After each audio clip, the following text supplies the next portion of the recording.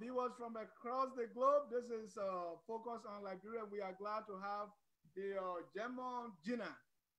Yeah, but we're all doing it for Mama Liberia. May Mama Liberia rise again.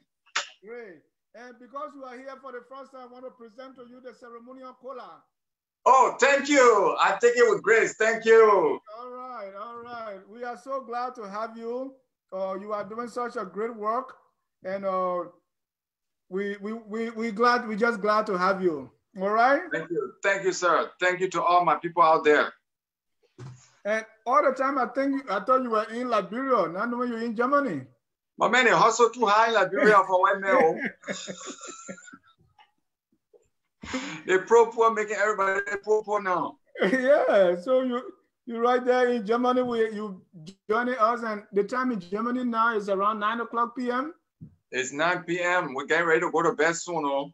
Okay, so we got to get it. You know, Gina need to sleep too. Gina can sleep? Gina shouldn't sleep. We want to welcome all our viewers from across the globe. I know you want to talk to GGG too, so I'll be posting the number quickly so that we can get this started. But again, I want to welcome you. Thank you, thank you, thank you. And your name is Michael Jentzsch. Because we used to GGG, now we don't know your real name. But you don't need that one cent. Let it be GGG. It's easier to memorize. Yeah, I know that one very well. GGG, welcome. Thank you, sir. Just for us to start, a lot of people watch your videos and they see all that you do, but just a quick intro of who are you, GGG? Tell us. Okay, my story with Liberia began in 1983 when my pa took me to Liberia as a missionary. He was a missionary, and he said, we're going to Liberia. So I said, but why? So he said, we're going to be missionary on ERWA radio station in Painesville in Monrovia. So I said, wow. So that since that time, I've been learning the Kolokwa, and I stayed there till 1990 till the war grabbed me and made all of us to become like birds, to fly all over the world. So my owner traveling, he brought me to Ivory Coast, Nigeria, and then we came back to Germany because my people used to be German people. But I grew up most of my life in Africa. So that's where I pick up the Liberian Kolokwa. Then my best friend, a Gio boy, he became a child soldier under Charles Taylor. And he was the one who taught me all the stories and the jokes and the Kolokwa. And this was my best friend, my blood brother. And I missed the man for 13 years. I looked for him during the war. But you know, to find people during the war was that small thing. I know, and GGG, we'll get into that story. Okay, all right. When you went to Liberia, how old were you and how long you stayed in Liberia? You know so much about Liberia. I was 7 and I left with 14, 15. 7 years of my childhood, that's where I pick up the Kolokwa. And then the war made me to run away. Otherwise, I think I would have stayed in Liberia. Well, that was not too long for you to pick up the Kolokwa like that. I'm telling you all, I know a lot of UN people, Lebanese people who can't talk like me. But did you go to school in Liberia too? And which school? What did you do in Liberia while you were there? Yeah, I just went to ERWA Academy. It was a little school in Monrovia on ERWA radio campus. And we had, I think, 20 nationalities in class. So I grew up very internationally with Liberian people, American people, Lebanese people. And I was living right on the beach. You know, I was swimming in the ocean every day, enjoying myself. So where are your parents now? The one who took you to Liberia, where are they now? And what specifically they were doing in Liberia? Yeah, my father was a technician. He was responsible for electricity. You know, electricity is not small thing in Liberia. We take it for granted in the other country, but in Liberia, you need diesel generator to be running, to be repaired. So they called a man to do the technical service for the whole compound. For 80 people, I think 80 or 100 people were living there. And my mom was one of the nurses, and she worked there too. So they were doing a ministry service for God. And my pa was preaching in the night, you know, doing church planting. And me, I was just a little begin little Zogo begin. I'm just killing frog, roasting them, killing bird with my rubber gun. You know, all my Liberian begin was setting trap for me. We hunted the crawfish in the river, in the gutter. We'll be putting our fishing hook all over the place. So it was a very beautiful childhood. And that EAW area, the Bassa Picking, and planted there from Kingsville. Oh, they used to flock me with a rubber gun too. Right, they make me out of me quick. Right opposite EAW that Carver mentioned, my sister was living there, so I used to be there too. I just stayed in Carver Mission guest house for 2 weeks in October.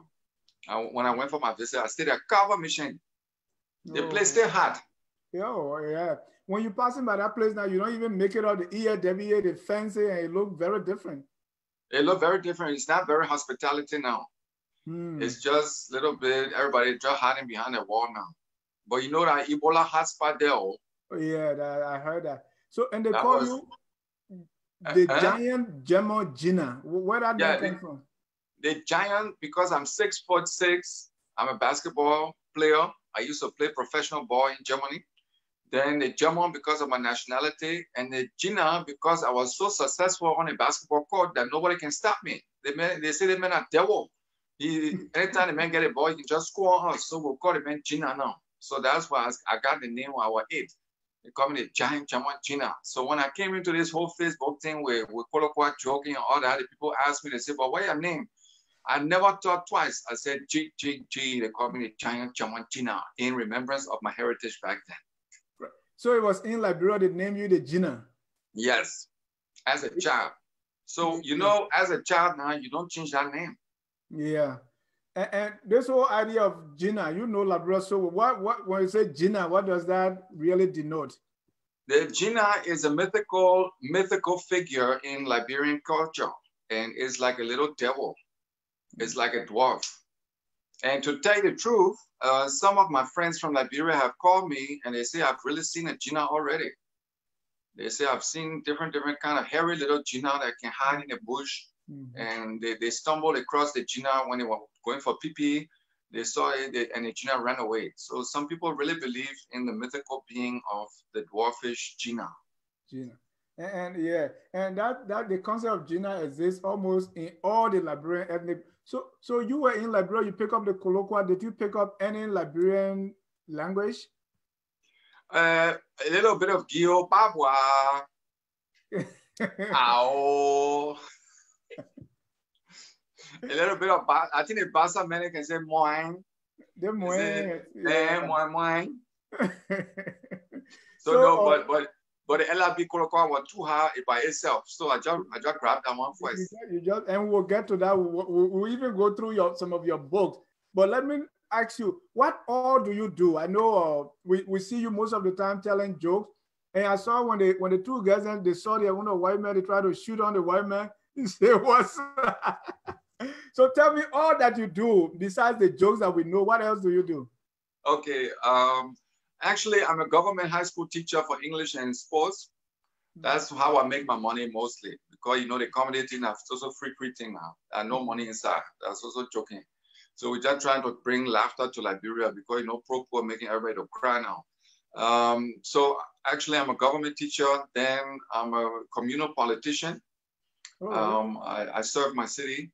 And I'm in the city council as one of the senators.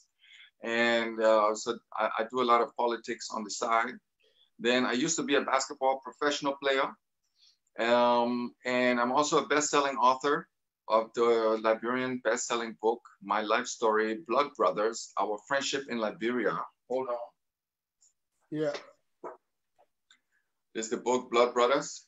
And you can get it online. Blood Brothers, Our Friendship in Liberia. And this won the Golden Image Award of Liberia by Ellen Johnson Sirleaf. In 2011, she called me in the City Hall and she said, "Begin, you did well because you're making Liberia to shine in Europe. We want to praise you for that." And it's a story of my friendship with that Gio boy I mentioned before and how we survived the war and how we found each other. And his story depicts the whole Liberian war tragedy. And we'll go into your books a little bit. Now, if you say a politician, senator, you know, how does that work? Is it a free job or you get paid too for the politics? Yeah, we get only small money. We just get gas money for it. Oh, okay. And with Yeah, that because our city is small. The city of Red Hood is only 15,000 members. okay. And I heard the G's that you may run for senator in Liberia. Oh, you heard it? Yeah. Yeah. You know, the dual citizenship is making the whole thing to be juicy to me now. Because to be frank, they hope that whole system is looking really fucked up. Nobody trusts the politicians anymore. So I think I will just make my move because the whole politics has become comedy and I'm a master of comedy. Let me go there and try to bring some system inside because I've been studying the German system of politics and I hate corruption. And I think corruption is the number one problem in Liberia now. And you know, the one problem in Liberia is when you come from a tribe and you become president, your tribe will demand help. Yeah. And you will be under pressure, you know. And my advantage is I don't have a tribe behind me. Oh no, you got Gio and you Basa. I get Gio and Basa people. I get all the Liberian people behind me. Okay, yeah. And I'm, you know, as I'm well known in Liberia, I might just try it. You know, that would be another best-selling book. Yeah, no, I mean that's wish you all the best. But, you know, and one of my life philosophy is why not? You know. Exactly.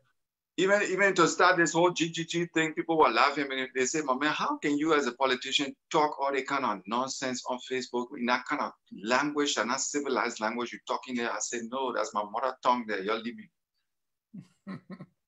And the German-Liberian relationship go way back. I tell you, you look at bond mines. Yeah, way bond mines. People are still dreaming about bond mines coming back and not under Chinese rule. But under German rule, because the German people are paying the people fair. Yeah. Yeah, even the Liberian ambassador, I think Massacre and all these people go very well. I know her. Yeah, I know her well. Mm-hmm. And as we learned, when the German were fighting, they used the vice script. Look up. Yeah, you're right. You're right. Yes, it was a secret code. Yeah. So I mean, with GGG, with the work you do, you would expect that maybe an American boy who was a missionary in Liberia to do what you do, but Germany, but people forget that our relationship really go way back. Yeah, yeah. And to be frank, not a lot of the missionary boys came back. I was one of the first in 2004, and now some small people are coming back. But you know, the way the situation is bad in Liberia, a lot of people they're not willing to invest their life in Liberia. And I was there 2012 for 6 months with my children to show them the culture. And they really enjoyed it. But to be frank, the school system was not up to standard. Yeah, yeah. Let's talk about your family. Talk about your children, your wife. Your wife, that Liberian Jew? No. It's a German Jew, and I have 2 children. They are 17 and 19 now. One of them is already married, so I'm coming to be grandpa soon. Oh, really? I hope not. You don't want to be grandpa? I don't want to be old man Johnson now. Okay, let's talk about your books, and let me show one of them. One of the books is, you talk about that already, Blood Brothers. Yes. In Liberia by Michael Jentzsch and Quattro Zan. Exactly so. Briefly tell us about Blood Brothers. Okay. This is the story of my friendship with Benjamin, who taught me all the Liberian culture. And in 1990, in May, he came to me on the ERWA campus and asked me to save him and take him to Germany with him.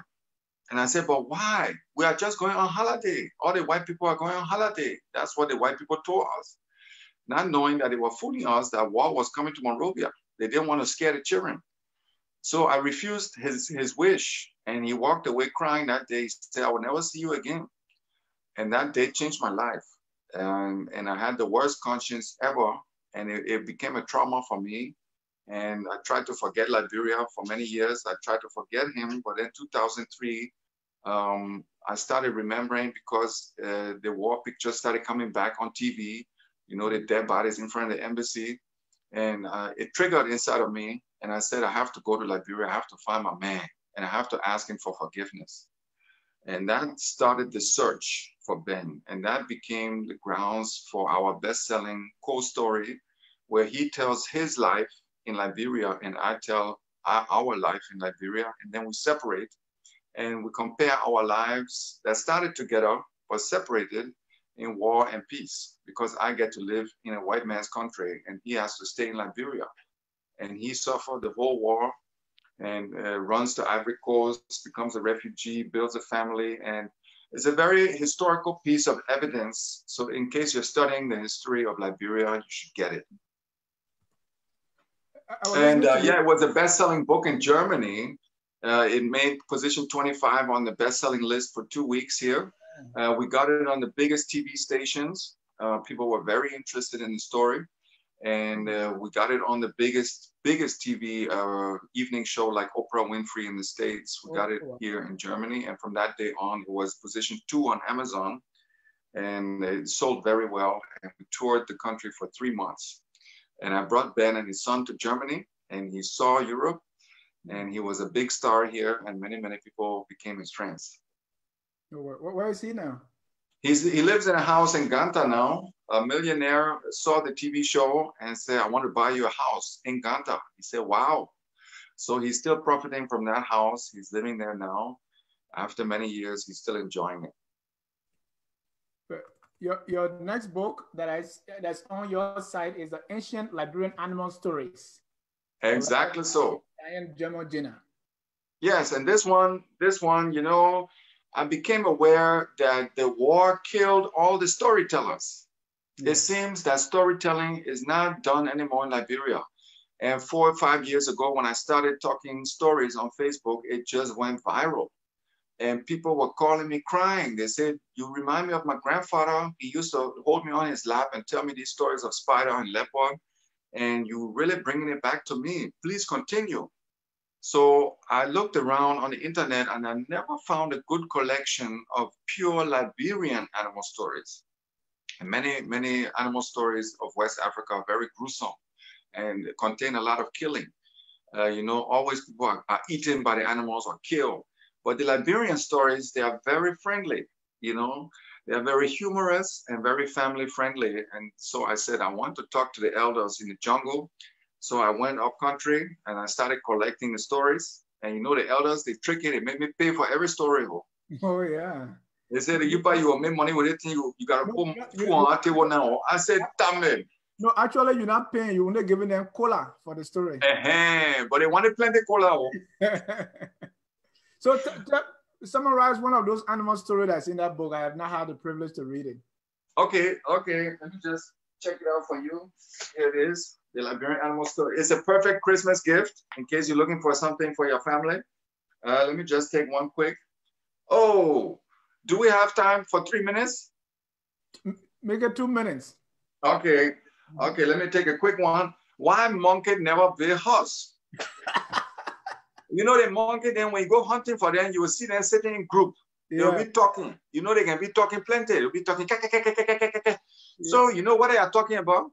One day, long time ago, we'll start a story now. Now, if a storyteller says story.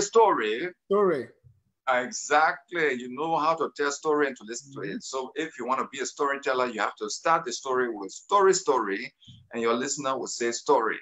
Thank you for doing that. Once upon a time, the monkey then was sitting in the rain was flocking them by away.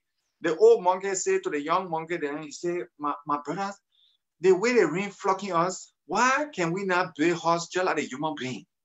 All the other guys, they jump on, they started waving their tail. They say, yeah, we agree. You talk it, papi, talk it. You know what? One man said, look, I want for kitchen to be inside. I don't want to be facing my banana in the rain. The other they started cheering and said, yeah. Then the other man said, I want for the pee-pee hole to be inside too. I don't want for the rain to be flocking my butt.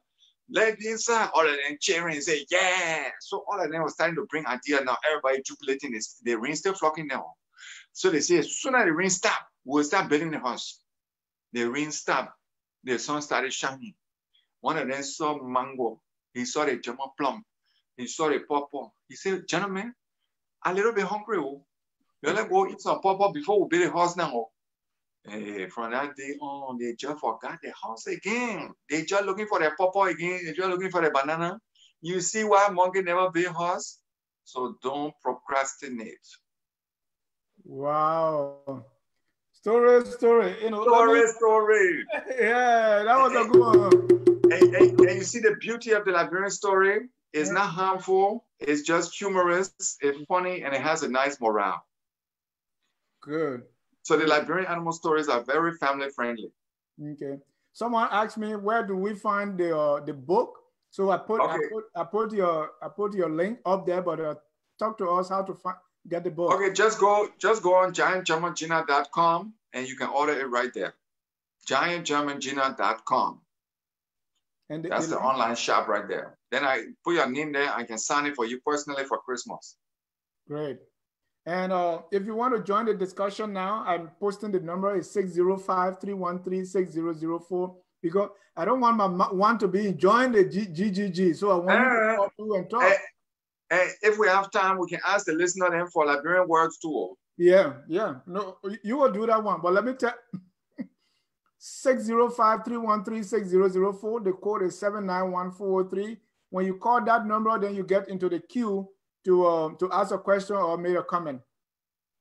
On that same website or GGG, I saw this.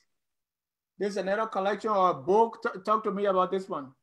Okay, this is the bullet peace sign. It's made from AK-47 bullets from Liberia Civil War, and it's a very beautiful symbol of transformation. Transformation from war to peace. You see how they made peace sign out of a bullet shell? It's an incredible, beautiful symbol, and I sell those guys for $5. And a lot of youth like to put them on their backpack, you know, as a sign of peace. And they talk about Liberia there too. And we also have the cross. For the more religious people, you can take the cross. And some of them, they can bold the top and make necklace out of it.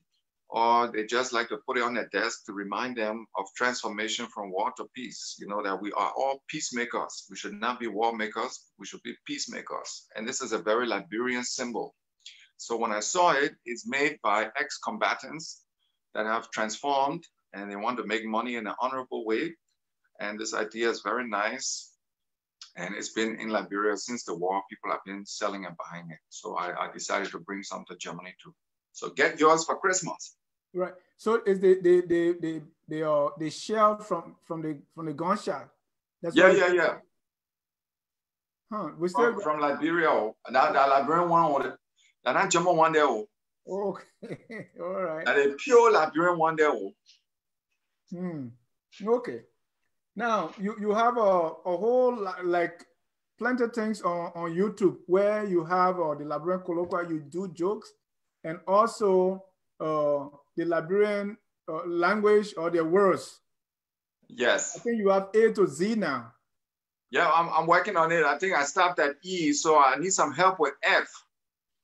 Okay, so let's go. How are you collecting these things, and give us some examples of what you collected so far? Okay, so you know what I did is every time when I'm in Liberia, I sit down with the elders and I say, how is the language changing and what words are very typically Liberian, you know? For example, the phrase, I will eat a bone. If you say that one in a different country, people will look at you like it's cannibal. In Liberia, people will know you are a very frisky football player. They will know that you like to foul the man good. Yeah. But so you need to know what bone means, to eat bone, you know? And, you know, frisky. That one, maybe a lot of people will know it, but it's also a very nice Liberian word. Frisky, frisky Peking. Even said the word Peking. You know, nobody knows that in a different country. It means little boy, little friend. So all these words, I started, you know, categorizing them because I'm an English teacher.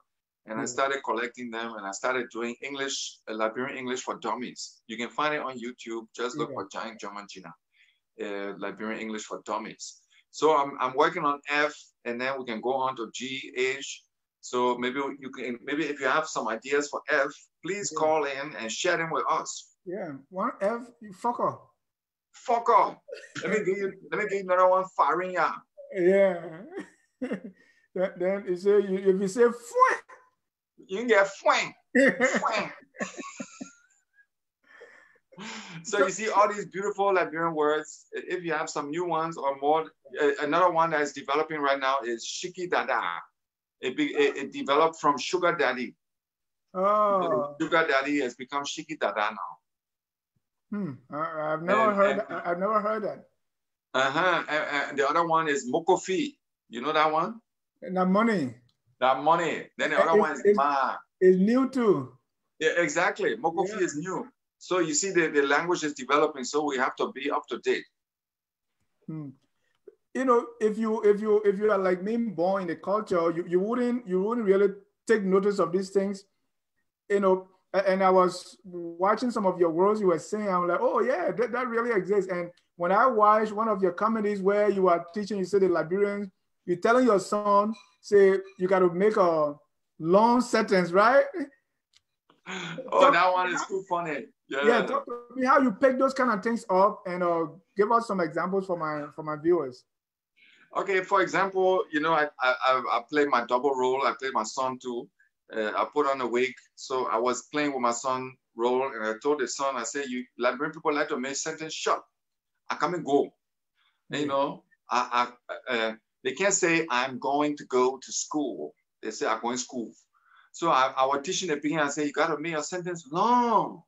I say I want for you to use the proper English verb form. I am going to go to school. Then the beginning refused. He said I'm going to school. Oh, and I made the sentence long. So that was a funny Liberian one there because I like that one. You know, people like to keep sentence short. Yeah. But for example, in Liberian English, we don't say I am going to go. We don't use the going to future or will future. We just say I come and go.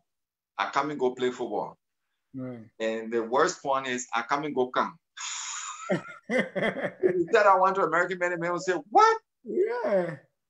I come and go come. So that's the beauty of Liberian colloquy. It's hard to understand, and you really need to be in the country to learn it. And ladies and gentlemen, if you're just joining us, this is Focus on Liberia. This is an exclusive interview with Mr. Michael Jentzsch. You don't know that name. His name is the Giant Gemma Gina GGG. He's the one and only white Liberian. That's the only white Liberian. And he's thinking about running for the Senate. And he has the advantage because he doesn't belong to any ethnic group, belongs to all of them. So everybody will be behind him. And when you're running, the first place you should announce it, come back and Focus on Liberia, and we'll be running your campaign. Okay, thank you, my people. Thank you. And you know, in Liberia, one thing you should notice too is just like in the West during Christmas, Santa can give gifts. My Christmas on you all. But in Liberia, you will give gifts to Santa. We call that one open breaker. The same way when you're running, instead of the people giving you gifts or money to run, you give them money. And plenty of rice will be floating. Oh. Exactly. Let me tell you a funny story about that one. Okay. A couple of years ago, I was in Liberia for Christmas, and I said, I want to make a white Christmas. I'm going to make it rain rice. So I asked for donations because, you know, one problem that I encountered was that many families made their children to become water poli for that time. You know water poli? Yeah, water police. That's a Liberian word too, you know it? I know. They get another word for it, they call it hopojo. Hopojo, no mattress. So anyway, they can make the children to become water poli for Christmas, to bring Christmas gifts on the table. Yeah. And I said, what? You're forcing the children to do that thing just for gifts to be on the table? I don't like it. So I'm going to give you the rice for Christmas so that you can save the children. So I started a campaign for donations in Europe, and I got I got 25 bags of 25 kg rice bags. No, even said 60. I got 60 bags together. So I started giving one to every family that had children on the campus and the security and all around, you know. And people, you know what happened? You know what people say when I gave them the bag of rice? They say, thank you. For who are you so that we can vote for you? They say, we never know you running. So what is your name? What party do we have to vote for? I said, it's not a political game. It's just a charity thing. But that was how I noticed the rice game in politics. Wow. Because everybody was just expecting that I was behind their vote. Yeah. Yeah, and that's why when you're running, you will win. No, I want for people to vote for me, not for rights business, but because they believe in my campaign, And, But because I don't want to buy votes. This is the old style, and it's not yeah, fair, And it just uses the people's poverty. It just yeah, abuses the poverty. yes, And there are some things I would like to change, And people are getting very political in Liberia now. I'm noticing it. Even the December 30th march, that protest march, it will not be easy. I hope it will be peaceful. yeah, But who would have thought Liberian people can go demonstrate peacefully? I like it. yeah, I really enjoy it because it's a democratic right, and people exactly. they're asking for it, Yeah, exactly. and it's a democratic right. And I don't know why people are confused and complaining that people are demonstrating for peaceful change. They're hungry for the first time in Liberian history. I mean, let's skip the war, but other than that, people were never hungry in Liberia, man. Yeah. But things are changing. It's getting really bad. People have not taken pay for months. So I know you have an opinion, but before that, let me bring in one caller. This guy want to talk to you. Caller, Okay. where are you calling from? Hello, caller. Hello. Hello. Hello. Can you hear me? Yes. Yes, Dennis, this is Professor Davis. How are you? I'm great. Welcome, Professor David. Thank you so much. Well, first of all, Dennis, I'm enjoying your show, but I wanted to ask your guest this. Liberia has more than a 170-year history, and I'm wondering what does he think is the future of Liberia in terms of its becoming, if you will, perhaps in the next 15 to 20 years, a middle-income nation. In essence, what does Liberia need to do now to ensure that it secures the future for its young people? And I'll take my question off the air. Thank you, Professor David. Thank you, Professor. You want the goddamn honest truth? Yes. I do. All right. I seriously don't see it happening in my lifetime. I'm sorry to say that. I'm going to be brutally honest. But the presidents keep coming and going. The population keeps making the same mistakes. They take the beautiful leader, the flashy looks, the football guy, even though he never went to a debate, he never showed his cards, he never said what he's going to change. And he's not changing a lot, but he has bought a lot of villas this time. And he's building a lot of new properties for his family. And the people are going hungry. What would I change, or what do I think needs to be changed, is we need a completely new mindset. We need a complete new mindset. We need to become independent of America, independent of the handout mentality. We have natural resources galore. We have enough money in the country. If we had the mining concessions properly developed and not given away under the table, every Liberian should have a pension, of the diamonds, golds, oil. We are rich in natural resources. And I think if we had better stewards of that, and look at the billions of dollars that went missing, Liberian dollars, that are flooding the national market now and leading to inflation. There is no real governing body of the markets. This is just uncontrolled corruption everywhere. And people have lost the faith in politics. That's why these protests are hitting now. And I believe that's the process we need to follow. People need to get politicized and need to become active and call in and demand their right. So it's going to be a tough one. It's going to be a tough one. And I think it's going to need a mindset change and a hell of a lot of more discipline in all governing bodies. That's the short answer. When you say mindset change, from whom? Of the Liberian people. Everybody.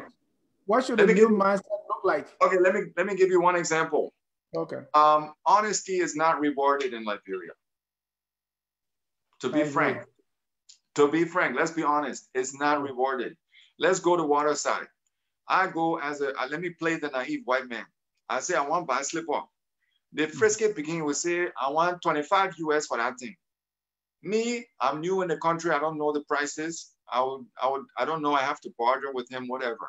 I would say, oh, that's very expensive, my friend. He would say, no, it's 25 US. You need to buy 25 US that slip-on. I would say, but usually they're $5. You would say, no, it's 25. And let's say he fools me into buying it, when he comes home, he will be praised. He will be praised by everybody for ripping me off. Nobody remembers that I will not be his customer the next day. Nobody. They like the shortcut. They like the quick money, the fast money, but not the plenty money. You know, we need to change that mindset to serve the customer fairly, hoping that he will come back tomorrow. But if you go in some of these Chinese shops and many Lebanese shops, at the door, when you leave, they say no reimbursement, no bringing back, no changing. That's how poor the quality is sometimes. They just want to fool you into buying the stuff, the shit, and then hope to rip you off. And people are rewarded for that, you know, and that's what the politicians are doing, and the kids are learning it, and everybody's just trying to cheat their way to make a quick buck right now. Monkey see, monkey do, right? And another example, in the war, you know, the farmers, they would sacrifice the whole season to come for the rice so that the rice will grow. And then the rebels came and they say, collect all that thing for us. Now the farmers did that 1 or 2 years. After that, they gave up. They say, we don't have time for this anymore. Long, hard work does not pay off. And look at today in Liberia, a lot of people don't want to go into agriculture. Agriculture would be one of the big future plans for Liberia. But it's hard work. It's hard work. No quick money there. You just said something very important. I never realized that. Because even in my hometown, I was born in the interior, right? Where people were farming. But now everybody is in Monrovia or Greenville and nobody farms anymore. But the reason you gave there is very important. I never thought of it that way. It's just a quick buck. Everybody just wants, you know, they just want quick thing. They don't want to invest time and money. And the person who is honest and does not play the corruption game is kicked out. Let's look at school. School teachers are not getting their pay for months. So what do? They have to become corrupt to survive. They make you pay for the paper, they make you pay for the test. And then if they like the fine girl, they will ask her for sex so that she can get her good grade. Ask any boy in Liberia, he will tell you that his girlfriend is being abused by the teacher. So which one comes first now? Is it because our leaders are corrupt? That's why the mindset is like that? Or what needs to change first? You know, I think it's at every level. The society is sick right now. It's really sick. Look at family structures, look at education, look at government levels. There are no role models, very few role models. And most of the people are just trying to make a quick buck. In Liberia, we say, cut your piece of elephant meat and run. You remember? That's a parable. Cut your piece and run. It does not say cut your piece and give it to your friend so that he can grow. No, everybody's just there to cut their piece and run. And that's been what's going on for 170 years. Before I bring in other colors, and I want us to talk a little bit more of politics because you're a politician. But let me bring you have a lot of proverbs, those parables that you use all over the place. And one of it, you say, when the worm in the stomach, it can say your poo-poo stink. Yeah, well, when the worm in the poo-poo hole, it can't complain of the stink. Right. So I was thinking about that. I said, so it means that people can be subjected to certain conditions. They just stay there. They don't even bother. They feel comfortable. Exactly. You don't bite the hand that feeds you. That's why the politicians aren't changing anything. So we have, and to tell the truth, I don't want to generalize. I don't want to generalize. There are good politicians in Liberia, especially the female ones. Like who? Let me push Uri's daughter. I have a very high opinion of Uri's daughter. She's running now. Talia Uri. Yeah. And I was able to meet her on my last trip, and I had a very honest impression of her, that she was there for her constituents. And I know of a lot of senators that take their pay grade and invest it in their own county. You know, they pay scholarships, they pay colleges, you know, stuff like that. No, okay. So looking at, especially on the presidential level, do we have, or the politicians, do we have any hope? Or do you see any shiny example that could hatch the golden egg? Well, man, I still want to get my visa next year. Oh, okay. don't make me to be here soon. No? I still want to get my visa. So let me not go too much in depth on that one. But Okay. I do believe that my personal opinion is that is surrounded by poor advisors that are corrupt and they are fooling him around. I think Weah does not have bad intentions, but he does not have the political experience yet. And I think in the first 1 or 2 years as a new president, you have to repay those who helped you to win the presidency. One hand, you scratch my back, I'll scratch your back. Exactly. I do believe that he has enormous debts to cover, and he's bringing in his chickens now, but it's time for the people to eat. You can't forget the people too. Right. So something needs to change and quickly too. Yeah, and I mean, come on, man, it's just a 4 million small state, man. This is like a city in Germany. Yeah. Berlin has 4 million inhabitants and it's running well. This is not rocket science. There are examples of other small countries that are making it. Let's look at Rwanda. They had a civil war too, and they're very industrialized now. Right. Nairobi alone has 6 million. Lagos has look more. At that. And I mean, look at this, and how many millions of aid were flown into Liberia, and the UN mission was the biggest peacekeeping mission ever. 15,000 UN soldiers secured 4 million inhabitants. I mean, why is the place not growing? Let me bring in one more caller. Caller, your name and where you calling from? That's 520. My name is. Yeah. My name is Roland D, and I'm calling from Arizona. Arizona. Go ahead, Roland. Your questions are coming. Oh no, I just want to concur with my colloquial brother on the line. I'm very, very impressed with him, and I want to say thank you for promoting Liberian culture. Thank you. I just want to speak a little bit on. Yeah. And even though he's not talking about the past regime because they created the whole problem too.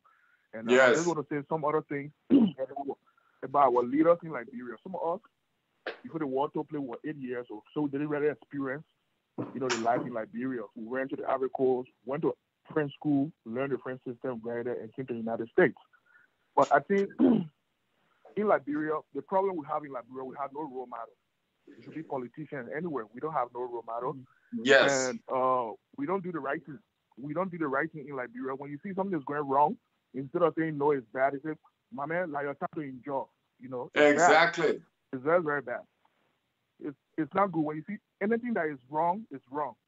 It should be a white man coming to Liberia. It should be a Chinese man. It should be an Indian man. The same way you treat a Liberian man, the same way you should treat everybody. Some of us, we travel. When I go to Singapore, Japan, places, they don't treat me differently. They treat me at the same way they treat their citizens. And one of the things, too, that I see in we, the Liberian people, we are very lazy. Speaking to you today, I have 60 people on my payroll in Liberia, in Sino and Grand Crew. But these guys, when they get paid today, they don't come to work the next day. You have to run after them, run after them before they come to work. It will take the old boss man, say I get paid, I take my late team to go shopping. But you forget to notice you have to come back to work for my company to run. So we don't understand that. We need to build the kind of values in our people. Everything is not about politics. We need to train our youth. I go to Liberia, and 75% of the people in Liberia are young people, less than 10 years old. What are we going to do to build our country, the next generation? What are we going to do for now 15 years? When you look at Liberia, example, look at the entire African globe. Come 2050, will be 2 billion people. We will be the most populated continent on earth. What are we doing as Liberians? By 2050, we'll be about 9 or 10 million people. What are we doing to empower our youth so they can be independent instead of begging all the time, instead of going to the Capitol building and, seeking assistance from that one representative or senator from your county? Now, another problem that we have, our old politicians, they want to hang around. They don't want to leave. All politicians, since 1980, 1960, they stay in politics today. How can somebody like Helen Joseph Sirleaf, Joseph Boakai, stay be in the political arena today in 2019? That's very bad. They can go seek job at African Union or at the UN, but international organizations, they can be, peace advisor somewhere. Why they still want to play that card?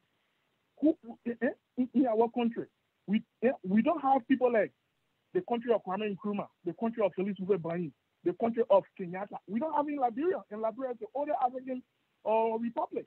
We can stand here as a young kid today. I'm 37 years old. I can say Liberia is the country of this, you know, or the country of Joseph Jigenrawa, because there's nothing Joseph Jigenrawa doing in Liberia that I can point to.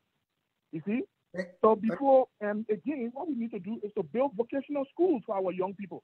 Everybody cannot get PhD. Everybody cannot get bachelor. Exactly. Degree. Okay? We have to have plumbers. We have to have mechanics. Today you go to Liberia, you have a Toyota Dream. They say, okay, the Toyota garage that where the good people can fix the car. How about the young people in Liberia? We can train them. They can have a Seku garage, a well-trained Seku garage. They can have a Yaparo garage, a well-trained Yaparo garage. Everything shouldn't be monopolized by one person in the country. These are some of the questions we're facing. And before I end, the only way Liberia can move forward, the only way Liberia can move to the level of Rwanda and Ghana and the country in the South region is to invest into the private sector. Today, when you look at our private sector, like the Lebanese and the Fulanese controlling our private sector.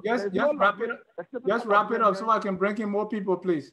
Yeah. No, I'm wrapping up. I know you are angry because I'm doing the right thing.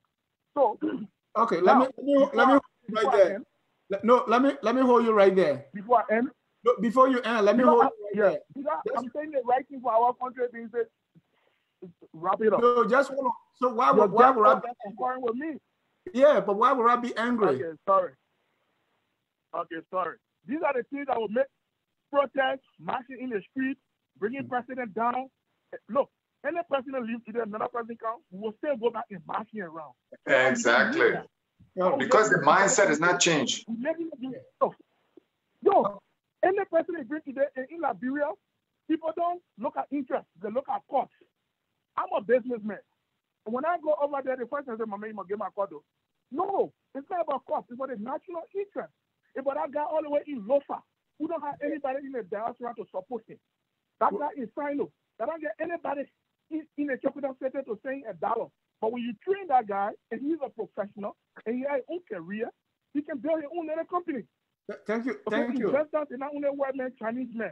An investor can be you the host on the radio show. Thank you, my brother. Thank you, my brother. You did well. Yeah. So Gigi. Thank you. I agree. We have an overseas caller I want to bring in, but let me hear your response before we move to the next caller. No, I totally agree. The man spoke truth, and I'm thankful that he said it because I don't want to call anybody else lazy, you know.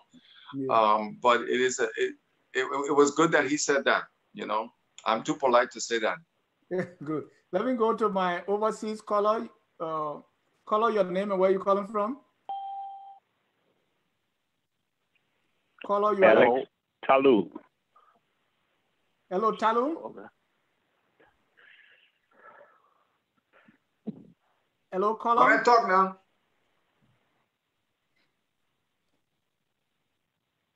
Hello. Caller, yeah, go ahead. My man, talk. Don't be shy. Wait a minute, I'm gonna take my number now. But my man, talk it. Go ahead, talk. We're hearing you. Hello. I'm Alaji Chalo calling from Germany. Look out, Alaji. My man. Okay. Guten Abend. Guten Abend, Alaji. Okay. Yeah, okay. I'm Alaji Jalo calling from Germany. Alaji, what's your take? What's your opinion? Yeah, first of all, my opinion, let me give my opinion first, but I also wanted to extend some gratitude to you on this platform, right? I appreciate you. Thank you. But first of all, my opinion on this, the future of Liberia in the next 50 or 20, 30 years, is that we are not, I foresee us not going anywhere. Exactly. Unless we start changing our mind and attitude right now. And how can we do that, right? Mm-hmm. From my opinion, we need to empower the next generation. Yes. That will come. Because for us, we have already been infected with the virus of corruption. Yeah. All our minds are polluted. I can remember when I was a kid, our parents used to tell us that you guys are the future leaders. and sending us to school, and we cannot get a good moral conduct or a fitting education about being honest can never help our nation. I'm saying this to say that our major problem in Liberia, in Africa, our lives, is we lack sincerity and honesty. I live in Germany. I see the secret to the white people's success is nothing much but just honesty. Yeah. And I see how we, the Black Africans, still trying to cheat the system. And that is the reason why we cannot make progress. Let's take, for instance, right? For my own recommendation, Liberia now, I would recommend that we should enshrine something in our curriculum called honesty. They should teach something in school they call honesty, anti-corruption. That the kids should learn from junior high until they graduate from high school, beginning now. The next 15, 20 years is people being educated that it's not good to lie. It's not good to steal. If you do that, you will grow up with corrupt mind and you will begin to cheat your country and you will cheat your own generation to come in the next 20, 30 years. If the kids grow up with that mentality, I'm not saying that everybody will be perfect, but you will get a lot of whistleblowers. And some people will stick to it and they will be faithful and real. That's the only way Liberia will change.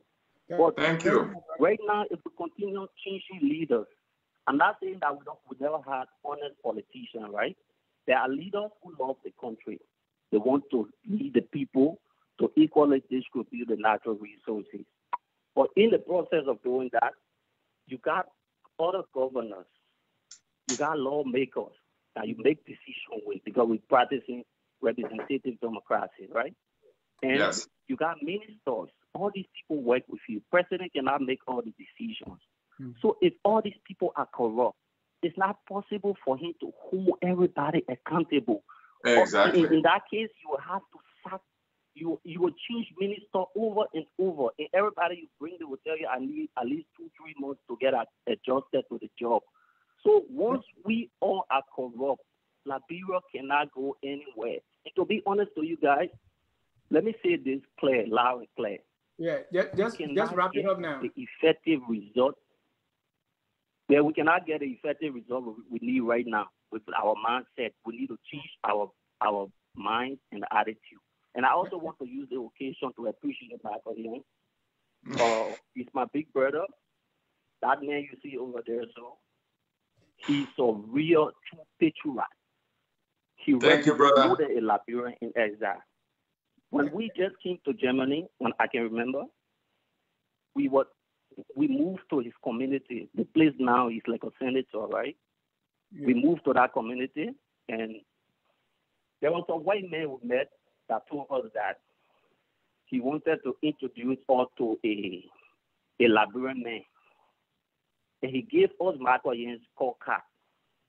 He said, you should call this Liberian man. We look at the Liberian man. We say, what kind of white man scorecard? Yeah, he said, a Liberian man. We didn't call. They never believe it. That man. And then we started laughing. We said, what kind of white man scorecard is a Liberian man?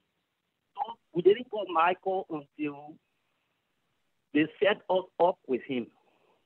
So one day we met Michael, and then the man just said, what's up, gentlemen? Among the white people. We started looking for the person who said, what's up, gentlemen? Yeah, then we met. When he started shaking his hand in the Liberian way, we said, oh. I'll snap your finger off. It was kind of shocking, right? Yeah. Yeah. In that case now, we got connected to the man. Yeah, since that day we've been friends. Man and down to earth. Thank you, Aliu. So it's my mentor right now. It's a role Thank you, Alaji. He's a very good man who they help he give us Alaji, let's stay now. A lot of Liberians.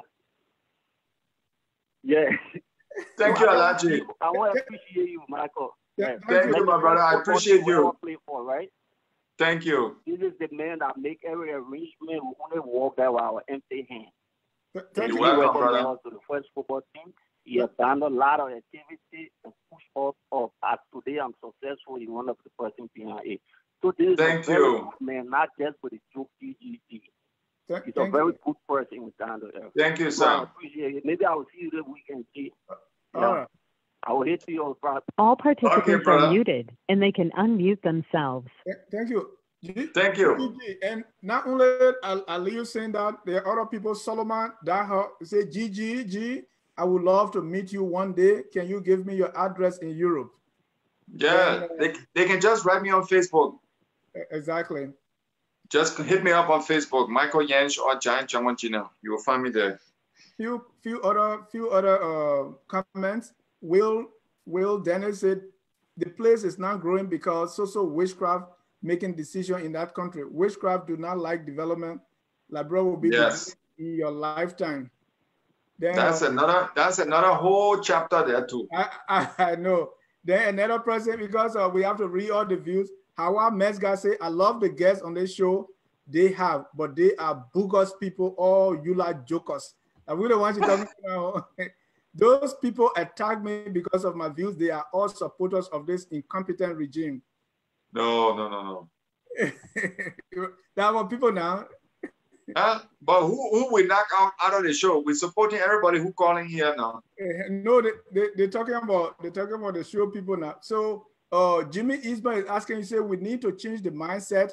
There are too many people in government payroll. They will be more productive in the private sector. We are not making the best use of our resources when we employ people and don't make them productive.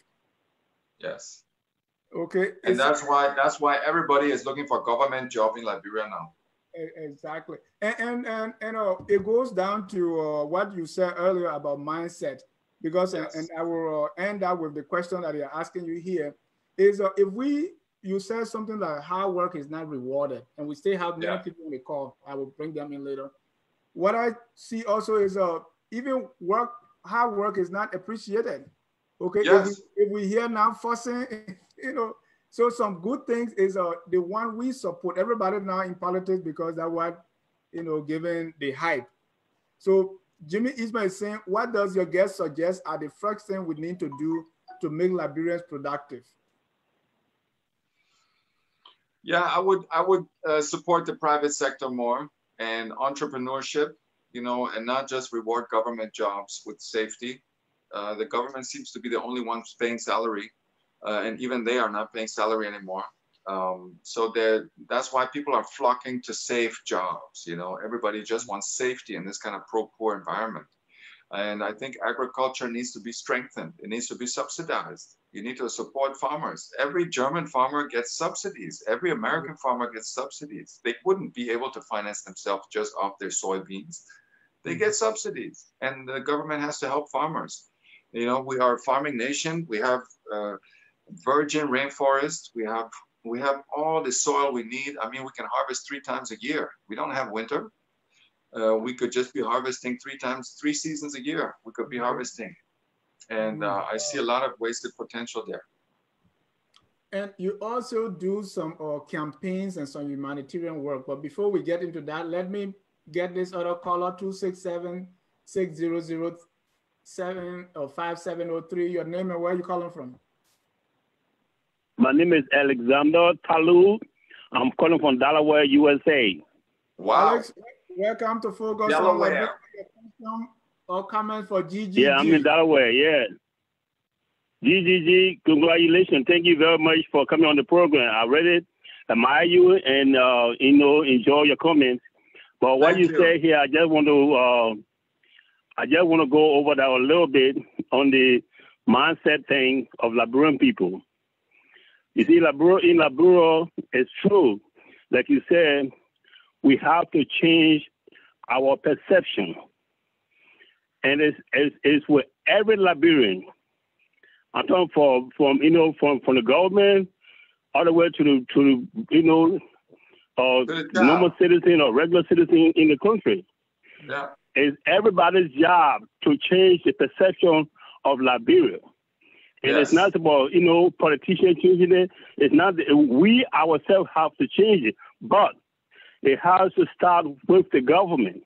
Yes. I worked in door administration before I came to America.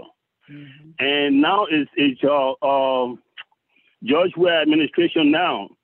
And it's, I mean, I don't mean to throw the natives and the Congo people thing in it, but everybody is saying that the native people are in power right now. And George Weah is a really disgrace to this situation, what we are talking about right now, because he's not putting things in place. But when I say perception changing in Liberia, what I mean is everybody wants to belong to something. You know, when you are when the people show you that you are belong to this organization and you are part of the organization, you have to give your contribution to that organization. Because I was in Kuwait. In Kuwait, every citizen of Kuwait have the right to the resources. Every citizen.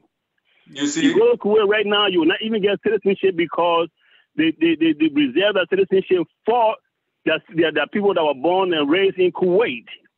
And everybody enjoy the resources of Kuwait. They are all rich country. They send people on scholarship. The government do everything for its citizens.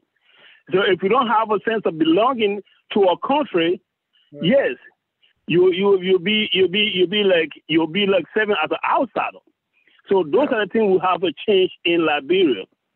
We have a show sense of belonging to our people, because corruption will never finish if you don't have the share, wealth for the people of the country. Liberian people, like George Weah said it in his speech, that you don't want Liberian people to be on the spectator to their own economy. But now they're not only spectators, now we're outside the stadium. So we have to bring those things back. We have to bring those things back. Thank you, Alex. To the Liberian society, because if you don't feel sense of belonging to an organization, you will not serve the organization properly. So that's the only thing I have to say here, because we all have to contribute our quota to Liberia, and the only way we can do that to strengthen Liberia is to have a sense of belonging. See, Ghana have done it. Most other countries have done it. So we can have that, nationalism. If you don't have a sense of nationalism and don't have a sense of belonging to an organization, you will not be part of the organization. You'll be seen as an outsider. So that's what we need for Liberia right now. Thank you. Thank you. So that's my honest opinion about that. Very good. Thank you. Thank you very much. Let me just add one point. If you ask any youth around 16 in Liberia today, especially me as a white man, when I walk around, you know what they ask me? The first thing they want from me, can you take me out of Liberia? I want to leave this country. It's too fuck up. I don't have a future here. The people see the good life, they see Western life, they see system on Facebook, but they feel trapped. They don't love Liberia anymore. They just want to get the hell out. And the women are just trying to marry American men, and the boys are trying to look for American women to take them quick. They call it visa love. I know. I knew when we were on the refugee camp in Ghana, there was this guy, he was in jail. He was writing, and people want him. Can you imagine? He's in jail, connected to a Liberian girl in the camp, and the same thing you said, people just want to get out. And they see us that you were just there 2 years ago, you came, your life has transformed. They see you on Facebook, they say, wow, then what am I doing here? Exactly. And then they get in the boats from Libya and they die in the water. Yeah. Oh, now who laughing so? Yeah, caller, just hold on. Before I bring you in, let me ask GGG about his charities. Sometimes I saw you getting cold water. You said they should donate money here and there. Tell me about all those campaigns that you take part in sometimes. Yeah, a lot of people they call me and ask me to advertise for their charity, but usually I'm the SOS Children's Village ambassador for schools. A lot of schools ask me to speak about the books, so I connected that with charity campaigns, and sometimes I donated the whole proceeds to the SOS Children's Villages in Cinco and the hospital, the kindergarten. It's a very huge work that helps a lot of people. That's my main charity, the SOS Children's Village. I'm the ambassador for schools. And what has your charity accomplished for SOS? I think we have garnered over 120,000 euros. And we have rebuilt the whole compound that was spoiled from the war. We are servicing the hospital that is serving, I think, 26,000 people a year. And it's there are a lot of outreach programs for orphans, all these kind of things. Thank you. Let me bring on the caller, 662-237. Your name and where you calling from? My name is Eugene Sango. I'm calling from Pennsylvania, USA. And Pennsylvania. I'd like to make a serious contribution. Yeah. But first of all, I would like to commend our senior brother, Gigi, who's making great impact at the same time motivating people all around the world. Thank you. Back home. That man just big on Liberian in the small boy there. We yell. Yeah, but really, what I want to say, Liberia will have no spirit of motivation. Hey, my man. This is one of the things. Yeah. Go ahead. We have no spirit. We have no spirit of motivation, and we call ourselves a Christian nation. So basically, I'm looking at Liberian. There are different type of people on this planet. We are different type of people on this planet. If a Liberian guy is successful, go back home. People say the man stole the money, he came here to come do something. And if you don't go back home, they say the man don't go back home. What kind of people are we? And the next one again, we lack of the proper mindset. We are always pessimistic. You know, we think very pessimistic. So, we are so not optimistic for a change. So what do we do? What do we need to do? Okay. What we need to do right now? We are looking at a lot of politicians coming in to speak for the people, but in another sense, they are speaking for themselves. They try to buy the people, and at the end of the day, when they want to lead the people. Say that again. I talked about the rice donations before. Yeah. Yeah, that's one of your points I was tracking at. The politicians, they come in, they talk nicely in the period of campaign. And some of them, when they get their platform, you say, wow, this guy can change this country. But when they get there, they only get there for their selfish greed. And one good thing about Liberian man is greedy. Liberian man is very greedy. Liberian man is not content. This is one of the biggest things we are facing. Okay. If people are not content, they will break down the whole nation. You have to be content with the little you get. But Liberian men want to get everything more than the other person. And everybody have right to the resources. Everybody have right to the office. Liberian men want to be in power until the people carry AK-47 on him. Yeah. He don't want to leave power. So just making the country to go down the drain. The country is going down the drain. Let me end my point. Gigi make a good emphasis. He make a good emphasis on agriculture.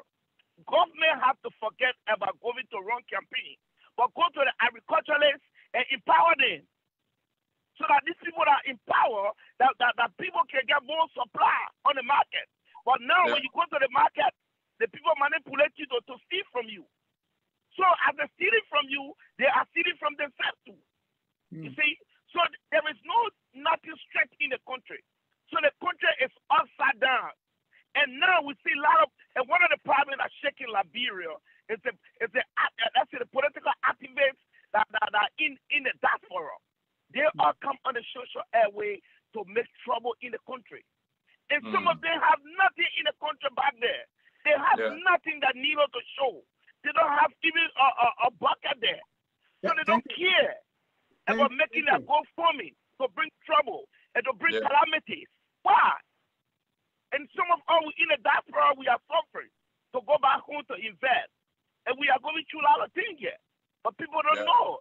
Even though we come to the diaspora, we shine, and people see all and say, wow, that's why we're laughing at. But they don't know what we're going through. Thank you, so my brother. What I got to say, let me close. What I got to say, brother, I let to commend you people for the show. The show is so wonderful. It's so motivating. I don't like to take part on a show because I know it's just a waste of time. You know, because for some reason we all have views, but our views are not taken in. Like bro, man, only listen to your view, but they don't take it in. Like bro, man, how we looking? Okay. Yeah, when you get a view, for them to buy a view, they say that's fully our mentor. Like bro, man, quite a cost, quite a content thing. So we are different type of people in the world. So gentlemen, I wish y'all carry the show on good. Maybe y'all will buy some of our view. That's will be fun. But I really commend you guys for the show. So thank you. I wish you well in your show. I'll let you go. Yeah, thank you. Bye-bye. Thank you. God bless you. Thank you. But let me just answer one point there. Yeah. I want to refuse you on one point. I say the Liberian people are the most resilient and humorous people ever, because most of them can still laugh in the face of this stupidness. Yeah. And I've never seen a nation more resilient. You know, the kind of shit that happened in the war for people even to go to work today now. Most of the white men will be sitting home crying. They'll say, I need psychology. But the Liberian people don't have psychologists. They say, it's over, let me go work. And I highly respect the Liberian people's resilience. Okay, we got more color, but you talk about most of your parables and other stories. You sit down with the old people and you get that. What about the jokes? Where you get your jokes from? Oh, the jokes, usually I just listen on the street, but I adapt European jokes and put them in an African setting. You know, this is very hard because Liberian humor is totally different to German humor. How? You know, Liberian people like to laugh when people hurt themselves or something bad happened to them. You know, but German people will not laugh too much at that because they think it's impolite. But Liberian men like to, you know, you want to hear one? Yeah, because it's kind of strange. Okay, listen to this one. You know the American Liberian men, all the men that I've been calling here, that's also American Liberian men. So, you know, half of them, I'm not talking about our callers, but, you know, for many Liberian men that live in America, they want to marry a white woman, but the white woman is scared of Liberian men. So those American Liberian picking them, they like to go back to the village, up country in Liberia, because it's easy for them to get country get. So they country get and they all want to go to America, so they can all line up. Then the man will say, let me look for the fine one and to marry it and take it home. But before I marry you, let me eat it first. Let me get small taste. So he looked for the other fine chimo, way Sunny Kelly. He said, I want to marry you. Come. Let me taste the thing small now. So the man start pumping again. The girl looked down. She said, but you want to use condom? Then he said, but wait now. I ain't got time for that thing. But she said, I hope you might not have AIDS or AIDS. He said, no, God forbid. Then she said, because I want to catch that thing again. The man fainted and went straight back to America. He went to the pastor. He confessed for 2 weeks' time. So you see, the joke is that, you know, he abused the girl and she told him that maybe, you know, she has AIDS, forcing him to run back. So and that joke was very successful when I told it in Liberia. People were laughing tears. Oh, wow. Another short one is the Liberian observer asked Judge Weir, how far did you go in school? And Judge Weir said, not too far. The school was right behind my house.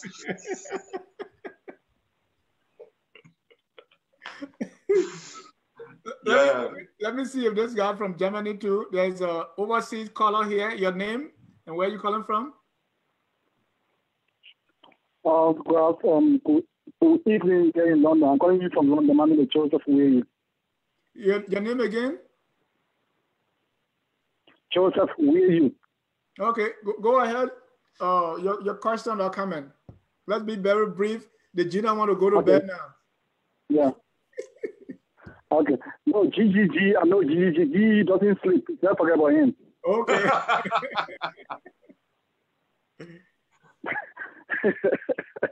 He doesn't sleep. I know him. He and I came from the same village. Okay. Yeah, from the same village, so I know him. He doesn't sleep. No, listen, so GG, I've been watching it for some time now. I really what your impact in the country is very positive. And from what you guys have been discussing, it is true. You know, everybody want to run away from Liberia. It's not just now that started. That's long ago. Even during some of those times, it was happening. Yeah. The reason is people think Liberia is hell, so they want to run away from there. Yeah. But the Fula people, they play from Ghana, they play from Mali, they play from Guinea. They're coming to Liberia to make living. While we Liberians are running away from our own country, a lot of people are coming there and they are succeeding. The Lebanese are the basic people in the country. The Fula men will carry one trouser and one t-shirt. But in 1 year's time, the Liberian men will go to him to borrow. Yeah. Does that ring a bell? It does ring a bell. The Guinea men will come, the Ghanaian will come, they will succeed in our country, and we are there. Every day we want to work in offices. Even though we are not qualified for any position, we want to work in offices, we go get big bags all around. Yeah. Every morning we want to go to offices. Even though when we put the real work to practice, we've got no qualification. Yeah. Everybody wants to live in Monrovia. Everybody wants to work in government. Yes. Here in London, where I live, if you give me a government job, I don't want to work for government. Okay, I can do my own thing. I wake up in the morning, I make sure I go look for a job, I go do something for my life. I'm not begging government to do things. I was living in Liberia, I grew in Liberia, I went to school in Liberia, I used to sell beer bottle to go to school. During my time, I grew up in the 80s. We used to sell bottle to go to school. We used to walk from P to the Tottenham High School to go to school. We did not wait for government. We're not on strike every day. We don't have free education at the University of Liberia. These days we have. But what do we see on the university campuses? We see students wearing khaki and train students at each other every day. Yeah. This is the country we have. This is what we have. And every day, Liberians are complaining the country is hard. But the Fula man is coming and succeeding every day. It's a shame on us. It's a shame. And the Liberian man is not ashamed to beg. We beg every day and everything we beg for. Okay? I agree. In government, people in government will make mistakes.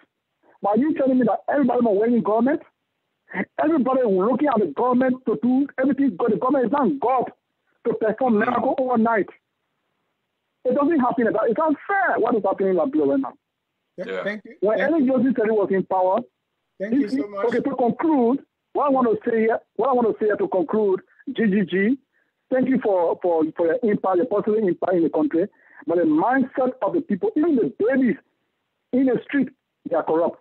If you send a baby boy to the shop to buy you cocoa, you get $20. And the cocoa is $15, you're not being the change. Okay. You're not being the change. That's corruption. Exactly. So even babies are corrupt, they're corrupt. The children themselves are corrupt, even in the church.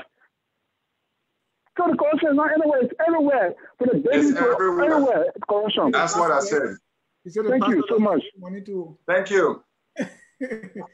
Even said the pastor that can eat money too. Let me read some more comments here, and I think that will be it for the. I will allow one more caller, but let me read a few comments.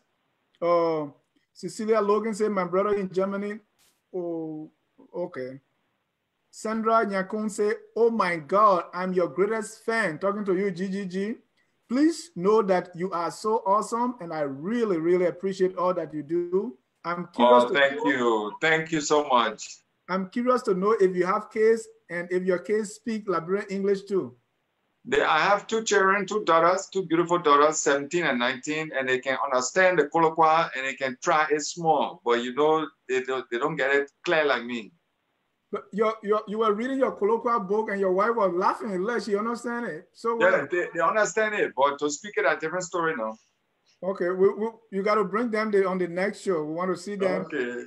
When we speak it, they got to interpret it. Roland Diaz say, "I'm really enjoying this show." So that's good. Yeah, so people are enjoying you. People are really, really liking this.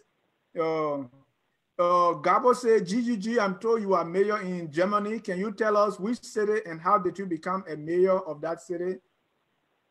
Well, I'm a senator. I'm not a mayor, but I'm one of the senators in Ritahudi.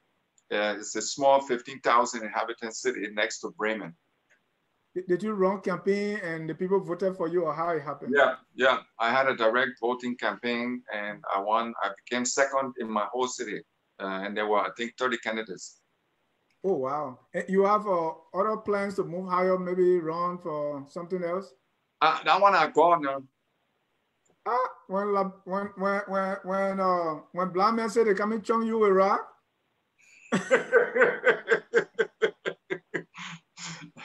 I didn't ever see me now. Okay, let me bring our last caller. Okay. Caller 701-446. Your name and where you calling from? Hello, this is Minka. Yeah, go ahead. I'm calling from Colorado. Colorado. Are you Liberian? Yes. And, yes, I am Liberian. But then please don't talk American English, my brother. Okay, I'll not talk. But I'll just want to make one statement. I mean, I'll ask you questions, and I'll end my conclusion. Okay. Okay? My question is, what can we do to change our country? And I'm a young man, I myself. So I'll ask you as the older one, what can we do to change our country? Well, you know the recurring question and the recurring answer that comes in all the callers' answers is the mindset. Mm-hmm. It all starts in your head. Poverty starts in your head. Wealth starts in your head. Every American motivational guru will tell you that. They will say it all starts in your inner reality. So I believe that we need to change the school system. We need to get better teachers in Liberia, and we need to pay them on time, and we need to reward hard work again. Right. And part of that, or GGG, is what is it that we are excited for, right? We are the one that give the politicians so much power, because when it comes to we are the one behind them. Most of the time, the young people tell us, oh, the old people spoil the country. But who are the people voting? Who are the people canvassing? Who are the people on the internet saying, you cost my political leader, I will cost your political leader? All these people are young people. So it starts with us. When we start to, as you said, reward hard work, when we start to see more people be so hot and have a fan club for GGG, or have a fan club for Focus on Liberia, then we are shifting from the politicians to people that are doing something a little more productive. Yeah. And my recommendation to everybody is check the politician's track record, man. Don't just believe what he says. What did George Weah do for the country before? You know? The question you answer, some people stay asking is, how did you speak the Liberian English?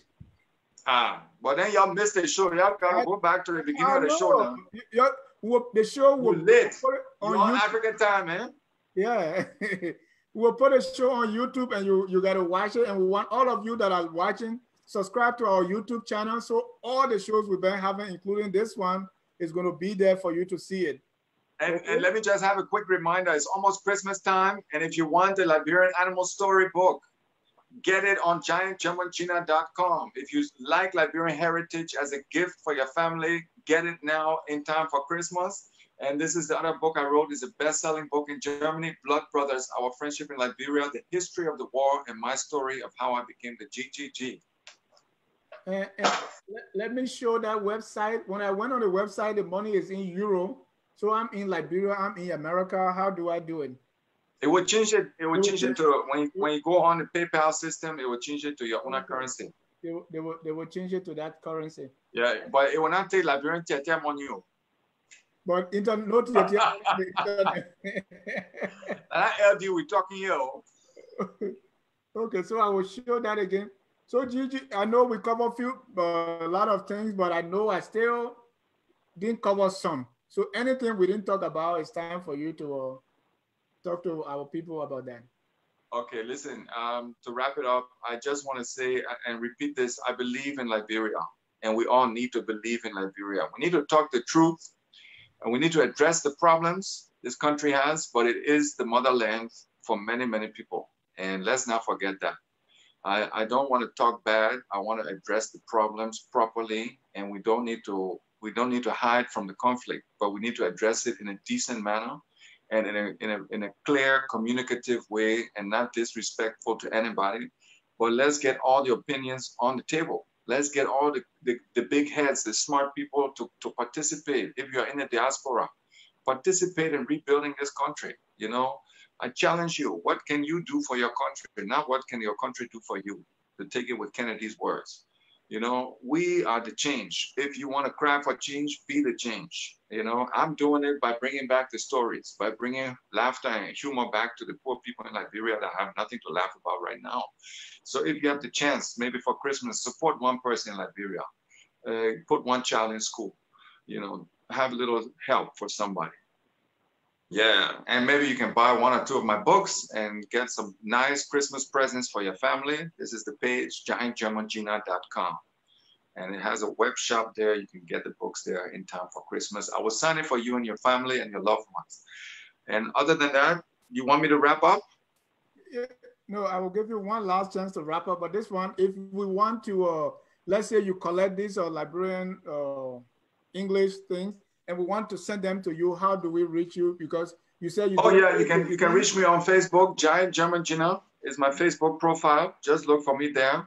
I have a lot of fans there, and just write me a personal message. I love it if I can get some new words and I can work on my A to Z for Liberian English for Dummies. Please get in touch with me, and you can write me on Facebook, Michael Jentzsch or Giant German Gina. Just look for Giant German Gina. There's only one.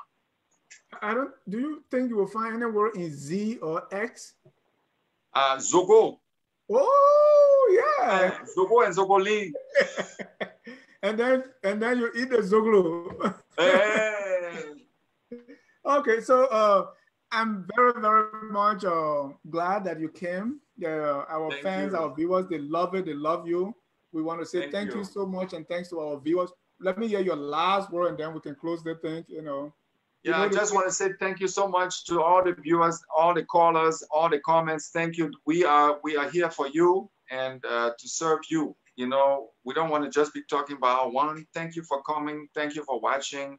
And let's all support Mama Liberia. May she rise again and be a glorious land of freedom. And this is what we are here for, not to just cause and destroy people and put moth on people, but to be uplifting. We want to help our country, and we want to do it in a positive way. So be a positive influence for Liberia. Thank you for following the show, Focus on Liberia. So focus on Liberia and be the change that you want it to happen there. We are Liberia. Yeah. Liberia is our home. Liberia people.